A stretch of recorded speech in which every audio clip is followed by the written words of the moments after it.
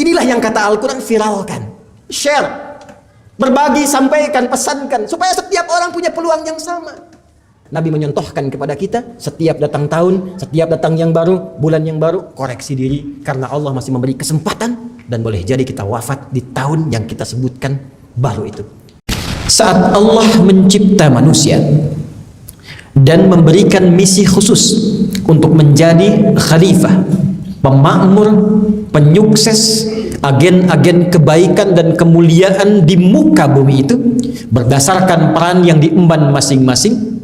Dan saking mulianya fungsi ini, Allah viralkan di kalangan makhluk yang telah tercipta lebih dulu sebelum manusia, yaitu malaikat dan jin. Allah firmankan, wa idh qala rabbuka lil malaikati inni ja'ilu fil ardi khalifah.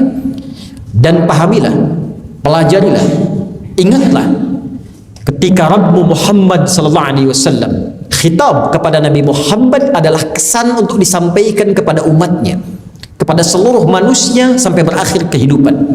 Kata Allah, sampaikan kepada umatmu Muhammad sallallahu alaihi wasallam, ketika Rabbu berfirman, memviralkan kepada para penduduk langit pada saat itu, kalangan malaikat dan segelintir jin yang hadir pada saat itu. Di Quran surah ke-15 ayat 27 disebutkan sebagian jin yang tercipta lebih dulu dibandingkan dengan manusia. Wal janna khalaqnahu min qablu min naris samum. Apa yang ingin disampaikan oleh Allah, ingin ditegaskan oleh Allah, misi mulia kita. Saking mulianya misi ini, Allah viralkan di alam langit sebelum tugas itu dimulai di bumi. Inni menggunakan inni harfut taukid wa nasbin tansibul isma wa tarfa'ul khabara mabniyun 'alal fathi la mahalla lahu min al-i'rab binunil wiqayati al-muta'alliqa bi ya'il mutakallim. Disebutkan dengan huruf taukid, tidak ada makna dalam bahasa Arab kecuali menguatkan akan informasi yang disampaikan. Nasab, tancapkan dalam jiwa, jangan ragu sedikit pun. Kata Allah, hei aku tegaskan, tancapkan ini dalam jiwamu, jangan ragu sedikit pun. Ja'ilun fil ardi khalifah, sungguh aku akan memberikan misi mulia kepada makhluk mulia di muka bumi. Saking mulianya misi ini hanya diberikan kepada makhluk pilihan. Karena itu ketika Adam, anak cucunya tercipta, disebutkan oleh Allah sebagai makhluk mulia. Quran surah ke-17 Al-Isra di ayat ke-70. Walaqad karramna bani Adam. Dan sungguh demi keagunganku, kata Allah, naknya ta'zimun nafsi li ta'zimu sya'ni. Menunjukkan fungsi keagungan Allah. Saking mulianya misi ini, saking mulianya manusia itu, maka Allah menghadirkan kemuliaannya lewat sumpah. Kata Allah, demi keagunganku, aku sampaikan bahwa penciptaan manusia, anak cucu Adam itu semuanya mulia. Karena semua mulia, maka Allah pun memberikan fungsi khalifah di bumi dan melekatkan fungsi itu sebagai ibadah kepada Allah. Kemuliaan manusia terletak kepada ibadahnya. Bukan hanya menjadi khalifah, membangun, penyukses, pemakmur dengan segala peran yang kita emban dalam berkehidupan. Kata Allah, jadikan semua itu sebagai tanda kemuliaan dengan menjadikannya sebagai ibadah kepada Allah Subhanahu wa taala. Turunlah Quran surah ke-51 Ad-Dhariyat ayat ke-56 untuk menguatkan kemuliaan ini. Allah berfirman, "Wa ma khalaqtul jinna wal insa illa liya'budun." Dan tidaklah aku ciptakan jin dan manusia itu kecuali untuk menjadikan, perhatikan cara menerjemahkannya, kecuali untuk menjadikan seluruh aktivitas yang dikerjakan itu sebagai ibadah kepada Allah Subhanahu wa taala. Sifat ini yang disebut oleh Nabi dalam hadis Muslim, nomor hadis yang ke-8 dari Umar bin Khattab, Abi Hafsin, sahabat mulia Nabi, mertua Nabi, lingkungan terdekat Nabi sallallahu alaihi wasallam. An Abi Hafsin Umar bin Khattab radhiyallahu taala anhu. Langsung ke bab yang terakhirnya tentang ihsan.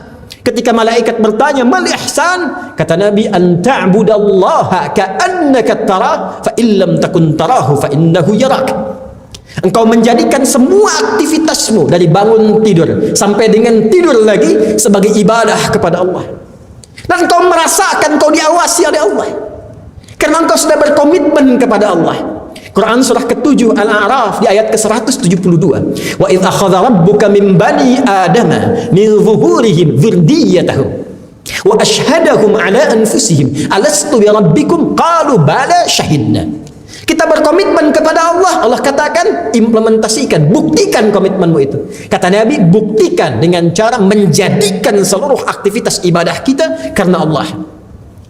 Dan rasakan kita diawasi walaupun kita tak mampu menatap Allah saat ini. Itulah yang disebut dengan ihsan.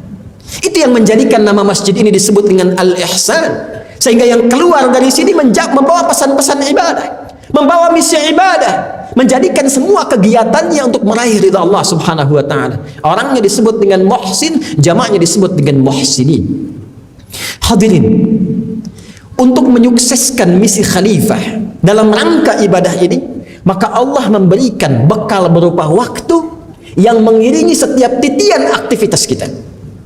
Setiap waktu yang bisa kita gunakan untuk mengisi waktu ini dengan berbagai aktivitas dengan niat ibadah. Waktu yang bisa digunakan untuk beraktivitas, momentum yang mengiringi setiap kegiatan, dalam bahasa Arab disebut dengan asrun namanya. Al-asr. Maka diminta kita menata setiap totalitas aktivitas. Dari mulai bangun tidur sampai dengan tidur lagi. Diberikan waktu sehari 24 jam. Sepekan 7 hari. Sebulan demikian seterus hitungannya sampai dengan setahun demikian berlangsung sampai ajalnya tiba. Tata aktivitas, bahkan Allah berikan langsung nama manusia yang menunjuk pada tata kelola aktivitasnya disebut dengan al-insan. 65 kali disebutkan dalam Al-Quran. Kadang disebutkan dengan bashar, menunjuk pada tampilan fisik dan pengelolaan nafsu, disebutkan 35 kali dalam Al-Quran. Kadang disebut dengan al-ins, menunjuk pada sifat fitrah yang harmoni, lembut, tidak kasar, tampak, disandingkan dengan jin 18 kali disebutkan dalam Al-Quran. Kadang disebutkan dengan an-nas, menunjuk pada sifat sosial yang tak bisa manusia berdiri sendiri untuk beraktivitas, butuh orang lain, disebutkan 241 kali.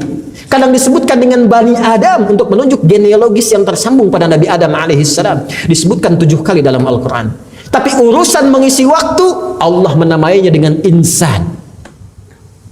Jadi manusia al-insan, ketika disebutkan al-insan, tata aktivitas, bikin rencana, apa yang akan kau kerjakan dari bangun tidur sampai dengan tidur lagi. Allah berikan kesempatan waktunya berupa asrun. Dan saat yang bersamaan, supaya menjadikan semua kegiatan jadi ibadah, Allah bekalkan potensi dalam jiwa berupa iman namanya. Disematkan pada jiwa takwa. Karena itu kalau roh ditiupkan ke dalam fisik, ke dalam tubuh, Quran surah ke-15 ayat 28 sampai dengan 30. Wa idh qala rabbuka lil malaikati inni khaliqum bashara min salsalin min hama'in masnun fa idza sawaituhu wa nafakhtu fihi min ruhi. Ketika sempurna penciptaan manusia, kapan? Saat roh ditiupkan ke dalam fisik, sehingga mulailah kemudian tanda-tanda kehidupan. Ada roh bisa hidup, hilang roh, hilang kehidupan. Saat roh masuk ke dalam fisik, namanya dirubah oleh Allah menjadi nafas, karena mengandung jiwa iman dan takwa di dalamnya. Quran surah ke-91 Asy-Syams di ayat 7 sampai dengan 10-nya. Wa nafsin wa ma sawwaha fa alhamaha fujuraha wa taqwaha. Dan di dalam takwa itu ada iman. Iman ini yang memberikan bimbingan kepada kita, cahaya. Iman ini yang memberikan sinyal yang diteruskan kepada anggota tubuh kita untuk bersikap, dibimbing supaya jadi ibadah. Karena itu setiap perbuatan itu bahasa Arabnya amal. Bila dia bersumber dari iman, mata melihat dibimbing oleh iman, maka amalnya akan berubah menjadi ibadah. Saat jadi ibadah itu pasti baik. Kebaikan yang dibenarkan oleh Allah itu yang disebut dengan saleh namanya. Dari sini muncul istilah amal saleh. Jadi kalau perbuatan dibimbing oleh iman, jadi amal saleh. Mata memandang dibimbing oleh iman, maka pandangannya amal saleh. Lisan bertutur dibimbing oleh iman, maka pembicaraannya amal saleh.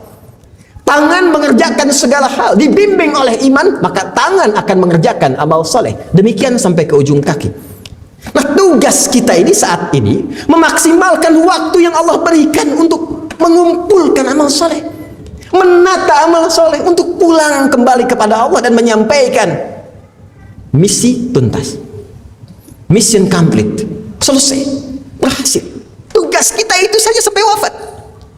Dan saking pentingnya tugas ini, Allah sampai bersumpah menurunkan satu surah langsung, singkat, padat, lugas, tegas, dan dalam maknanya. Quran surah 103, kita hafal ayatnya, Kita mengerti, tahu suratnya, tapi kita butuh memahami isinya untuk mengimplementasikan pesannya dalam kehidupan. Perhatikan pesannya, langsung disebutkan dengan nama sumpahnya menunjuk pada waktu yang diberikan.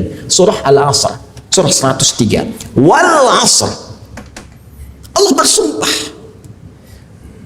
Allah itu kalau sudah menyampaikan pasti penting. Tapi kalau sudah bersumpah, saking pentingnya Allah bersumpah.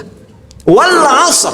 Aku bersumpah, kata Allah, demi waktu yang aku berikan pada manusia untuk memanfaatkannya dalam menata aktivitas yang ia kerjakan.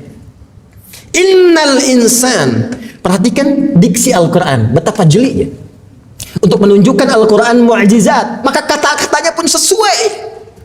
Pilihannya tepat. Allah tidak mengatakan innal ins, innal bashar, innan nas, inna bani Adam. Tadi khatib sudah menyampaikan kata yang menunjuk pada manusia, yang menata aktivitasnya disebut dengan insan. Allah firmankan innal insan. Sungguh setiap manusia yang menata aktivitasnya itu dengan segala totalitasnya, dari bangun tidur sampai tidur lagi, memanfaatkan waktu yang diberikan tadi, lafi khusr, ada yang berpotensi rugi. Karena konsepsinya waktu yang diberikan, tata aktivitas jadi amal saleh. Gimana caranya bangun tidur? Amal saleh. Makan? Amal saleh. Berpakaian? Amal saleh. Kerja? Amal saleh. Itu konsepsinya. Kalau dikerjakan demikian, disupport oleh iman, muncul amal saleh. Tapi kalau nggak dimanfaatkan, 1 jam saja rugi. Diberi modal 24 jam, 23 jam jadi amal saleh, 1 jam rugi. Diberikan 24 jam, 20 jam beramal saleh, 4 jam rugi. Maka Anda bisa bayangkan bagaimana kalau diberikan 24 jam, 24 jamnya nggak jadi amal saleh. Karena itu ketika ingin terbebas dari kerugian, pakai illa, harful istitsna. Illal ladzina amanu iman. Kecuali orang-orang yang menjalani aktivitasnya dengan dorongan iman tadi. Kalau iman sudah muncul, maka otomatis muncul amal saleh. Wa amilus salihat. Inilah yang kata Al-Quran, viralkan, share, berbagi, sampaikan, pesankan, supaya setiap orang punya peluang yang sama. Menjadi soleh itu hak kita. Hanya hak itu didapatkan dengan menunaikan kewajiban. Karena itu kata Allah, watawasau bil haq. Sampaikan hak ini, sampaikan kebenaran mutlak ini, share dengan yang lain, supaya semua menjadi saleh. Jangan saleh sendirian. Watawasau bis sabr, dan sabar dalam menjalaninya. Penggunaan kata sabar di akhir ayat ini memberikan kesan bahwa itu tidak mudah. Dan memang terbukti. Alih-alih mata ini memandang yang baik-baik, berapa kali hari ini saja, berapa kali mata ini dipakai untuk menggunakan yang salah. Konsepsinya kan memandang yang soleh. Karena itu saat memandang, kalau dibimbing benar pakai iman, turun ayat jadi cahaya imannya. Surah Cahaya, surah 24 ayat 30. Qul lil mu'minin, katakan pada orang-orang beriman, kalau masih ada iman dalam jiwanya, yaghuddu min absarihim, maka pandangannya akan dibimbing melihat yang baik, dan dia akan palingkan dari yang tidak baik karena imannya. Berapa kali kita memalingkan pandangan dari yang tidak baik? Lihat handphone ada gambar yang tidak baik, apakah berpaling? Lihat hal-hal yang tidak baik, ada poster, ada gambar di jalan, ada macam-macam yang kita bisa saksikan, apakah bisa dipalingkan? Lisan, itu imannya dulu disebutkan sebelum fungsinya. Quran surah ke-49 Al-Hujurat ayat 11-12. Ya ayyuhalladzina amanu, imannya dulu. La yasar qaum min qaum. Lisanmu pakai untuk bertutur yang baik, jangan saling mencela. Berapa kali pernah mencela selama hidup? Wala yaghtab ba'dukum ba'dha. Kalau kamu merasa beriman, jangan gibah, jangan bikin hoax, jangan bergosip, jangan saling bertengkar, jangan berselisih. Berapa kali selama hidup membicarakan keburukan orang lain? Berapa kali salah menggunakan lisan ini? Alih-alih berkata yang soleh, keluar yang salah. Bahkan Nabi mengonfirmasi lewat hadis, man kana yu'minu billahi wal yawmil akhir falyakul khairan aw liyasmut.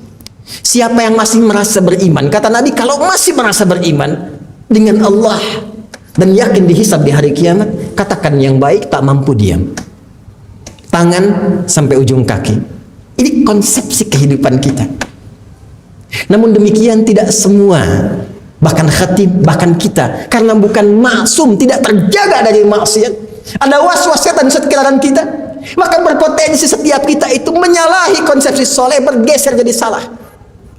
Karena itulah menariknya, setiap berjumpa tahun, baik secara personal, berjumpa tahun secara personal, Idul Milad, hari bertemu dengan ulang tahunnya, atau tahun dalam kehidupan berganti, datang tahun yang baru, umum sifatnya, bulan yang baru, umum sifatnya.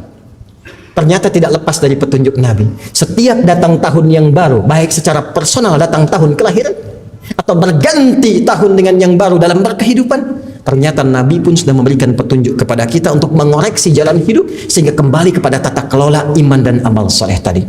Hadis riwayat Muslim dari sahabat Abu Qatadah Al-Ansari radhiyallahu taala anhu mengisahkan ketika Rasulullah sallallahu alaihi wasallam suila an siyami yaumal itsnaini, ketika beliau ditanya tentang kebiasaan puasa beliau di hari Senin. Apa jawab Nabi? Hadza yauma wulidtu fihi. Aku puasa di hari Senin ini karena ini hari kelahiranku. Setiap berjumpa tahun, ganti tahun yang baru, bulan yang baru, menunjuk pada kelahiran, kebiasaan Nabi puasa. Kebiasaan Nabi puasa. Apa hikmah dari puasa itu? Ternyata ketika didalami oleh para ulama, hikmahnya tinggi sekali. Bukankah tujuan puasa itu meningkatkan takwa? Al-Baqarah ayat 183. Ya ayyuhalladzina amanu, dibuka dengan iman. Kutiba alaikumusiyam, puasa. Kama kutiba alal ladzina min qablikum la'allakum tattaqun.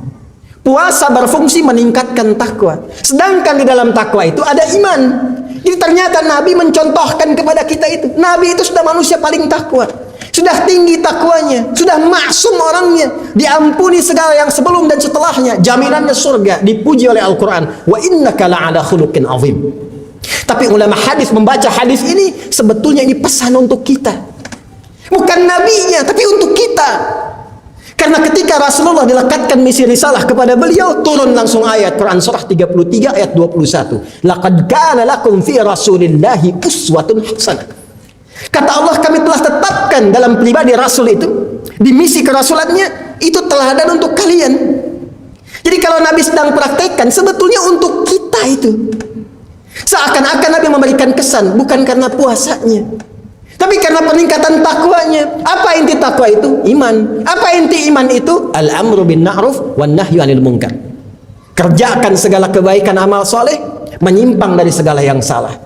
Bukankah satu-satunya ibadah yang menjadikan kita terlatih untuk meningkatkan yang soleh dan menjauhi yang salah? Bukankah itu puasa? Silahkan cek saat puasa. Siapa yang berani bergibah saat puasa? Anda tahan. Siapa yang berani berdusta saat puasa? Anda tahan. Siapa yang berani mencela saat puasa? Tidak akan dilakukan. Bukankah saat puasa meningkat dari amalan fardu menjadi sunnah? Yang tidak biasanya baca Quran bisa baca Quran. Yang tidak biasanya sedekah bersedekah. Jadi inti puasa itu kembali koreksi diri kita. Muhasabah. Introspeksi. Jangan-jangan selama hidup dikasih 40 tahun. 50 tahun. 60 tahun. Berapa amal soleh yang telah dikumpulkan sekian puluh tahun untuk pulang menghadap Allah. Sampai Jumat ini. Karena itulah setiap berganti tahun datang hari kelahiran, coba koreksi diri. Muhasabah. Bukan mengerjakan perbuatan-perbuatan yang tidak produktif. Orang punya budaya kita hormati, tapi kita punya iman. Iman itu kita tampilkan. Jangan iman dikalahkan oleh kebiasaan yang bahkan mereduksi iman. Muncul hari lahir, datang tahun baru, datang bulan baru, koreksi diri. Sampai sekian usia itu berapa amal yang dikumpulkan. Makanya nama usia yang melekat pada usia dalam bahasa Al-Quran, bahasa hadis, bahkan bahasa Arab standar disebut dengan umur. Apa artinya umur? Dari kata al-umru. Sesuatu yang bermanfaat, sesuatu yang berkah, sesuatu yang sukses, sesuatu yang melahirkan kebahagiaan. Jadi kalau Anda ditanya berapa umur Anda jawab 50 tahun, sesungguhnya kalimat itu dititipkan oleh Allah untuk bertanya kepada jiwa Anda. Selama 50 tahun itu berapa manfaat yang sudah Anda hadirkan? Selama 50 tahun itu amal apa yang sudah Anda siapkan? Kalau Anda wafat saat ini, apa yang Anda pulang menghadap Allah?